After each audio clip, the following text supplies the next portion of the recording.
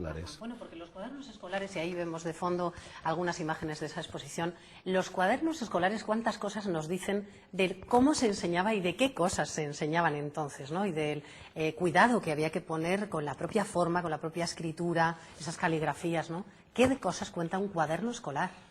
Pues nos cuenta muchísimo. Nos cuenta Mira, el cuaderno escolar nos habla del currículum formal, nos habla de los contenidos oficiales, de la metodología de la enseñanza, la disposición de los alumnos en la clase, nos habla de todo eso, pero al mismo tiempo nos habla de lo que ocurre dentro de la clase en muchos momentos, de la intrahistoria de la escuela.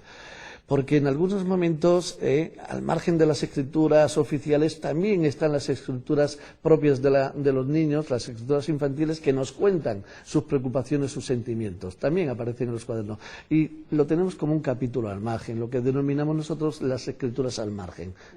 Y también realmente los cuadernos nos aproximan todo, nos presentan todo ese bagaje. Lo formal, realmente lo que marca el Ministerio, los contenidos formales, pero también lo informal, ¿no? Bueno, y esos cuadernos obviamente serán muy distintos, los que provengan de la época de la República y de la época posterior, de la época del franquismo, ¿no? ¿Cómo son distintos esos cuadernos? Nosotros presentamos en esta exposición un recorrido por todos los cuadernos que han existido en la escuela primaria. Hablamos de 3 tipos de cuadernos: el cuaderno del alumno, el cuaderno del maestro y los cuadernos, por así denominar, oficiales. Dentro de los cuadernos de los alumnos diferenciamos entre los cuadernos individuales, el típico cuaderno de cada uno de los niños de las actividades de cualquier asignatura, el cuaderno de deberes que decimos o de actividades, y luego cuadernos colectivos. Cuadernos colectivos hacemos también una diferenciación, lo que es el diario de clase y el cuaderno de rotación. Estos cuadernos colectivos que ya han desaparecido de la escena escolar diaria. Fueron cuadernos que se utilizaron mucho.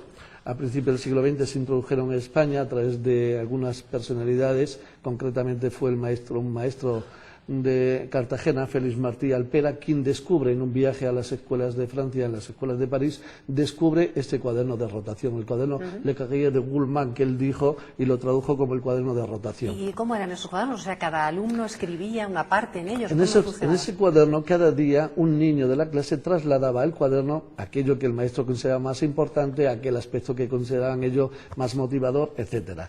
Y al final, pues todos los niños, pasaba por todos los niños, rotaba entre toda la clase, con lo cual al final del curso tenemos un documento de primerísima mano para conocer perfectamente el desarrollo de esa actividad, de la actividad académica ahí. Esos son en cuanto a cuadernos, por así decir, de los alumnos. Luego tenemos cuadernos de los maestros porque los maestros también tenían obligación en algún momento de la historia de la educación de este país, han tenido obligación de escribir en cuadernos, de recoger todas sus programaciones, todos lo que ellos consideraban que debían ofrecer al alumno, lo recogían por escrito. Entonces, nos han llegado sus cuadernos de preparación de lecciones.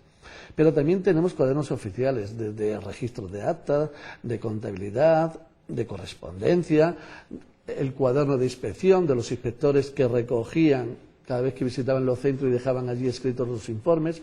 Esos son cuadernos, e incluso tenemos otro tipo ya, cuadernos que podríamos, fuera de esa catalogación más estricta, podemos considerar otro tipo de cuadernos, desde los alumnos que estudiaban magisterio y hacían sus prácticas y recogían allí sus programaciones, cuadernos de labores de las niñas que en un momento determinado tuvieron que estudiar esa asignatura y recogían los pañitos que confeccionaban con los distintos tipos de bordados y de hilos, etcétera. En fin, es una amplia muestra de cuadernos. Tenían este tipo de educación y los niños se les enseñaban otro tipo de cosas. Efectivamente, ¿no? También tenemos, por ejemplo, unos maravillosos cuadernos que proceden de principios del siglo XX, allá por 1910, de una escuela de un pueblo de Zamora, de Moureruela de Tábara. Era una escuela que dependía de una fundación benéfica docente de León, concretamente la Fundación Sierra Pambley, y que llegaron hasta allí, porque allí tenían, en ese pueblo tenían una escuela, y donde vemos unos cuadernos donde los maestros enseñaban la disciplina de agricultura a los niños, y entonces hay unos dibujos maravillosos. En la exposición están algunos de estos cuadernos, donde enseñaban tipos de poda, árboles frutales o instrumentos que se tenían que utilizar en las labores del campo. Vamos a recordar a los